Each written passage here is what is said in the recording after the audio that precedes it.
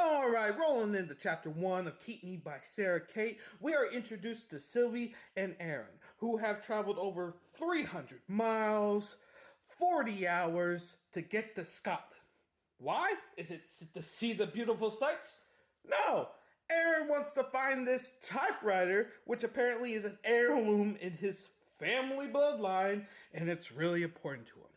But he seems to lose his nerve as they finally get to what appears to be a giant castle, and he's stopped by a sign that says private property.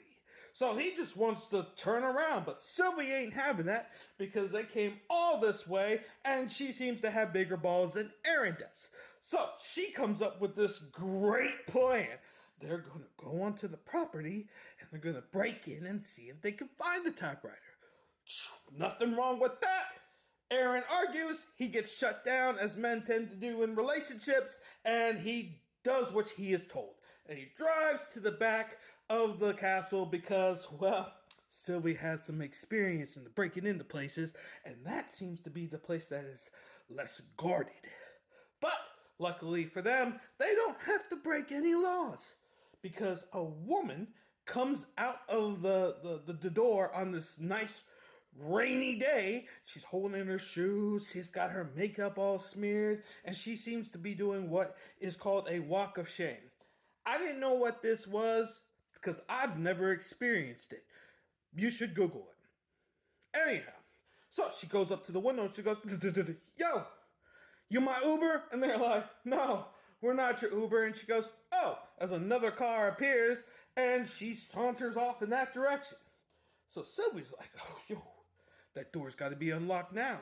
You know, we should go in and see if we can find the typewriter." And Aaron's like, "No, we can't do that without permission." And Sylvie's like, "I'm a free spirit. I'm doing it anyway. You have no balls." And off she goes by herself. Now, she goes through the manor and she's tiptoeing around and she finds what she's been looking for. And she gets excited because she's like, "I'm going to show Aaron.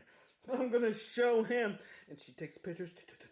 And then she hears a noise and she's like, "I got to get out of here before somebody catches me illegally in this house." So she's like, dum, dum, dum, dum, dum. And then she gets caught by this 6'5" Scotsman who apparently smells nice and his breath is clean because he's all up in her face going, why are you here, right? Now, long story short, she gives an excuse and he ain't buying it. He seems to think that she is a spy for his sister because she's got a phone. So he takes the phone and he breaks it, destroys all this fictional evidence that was never there. And he's like, "You tell my sister to get out of my business. Get out of my house." Now, Sylvie does not like what just went down. That phone was very expensive. So when he walks off into the living room and starts to pour himself a drink, she goes in there to give him a piece of his mind. Her mind. Sorry, I apologize. She's like, "Yo, you broke my phone."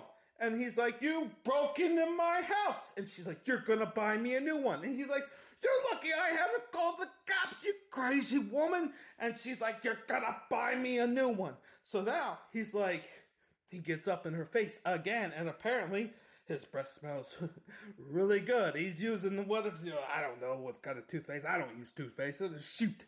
So, Aquafresh. That's what it is, Aquafresh. Anyhow, so he's like, "Give me your name and I'll pay for your phone." And she goes, "I'm Sylvie Devereaux." And he goes, "Sylvie Devereaux, get the hell out of my house." And you know what she does? She gets the hell out of his house. And, she gets to the car and has another little argument with Aaron. And that is the end of chapter 1.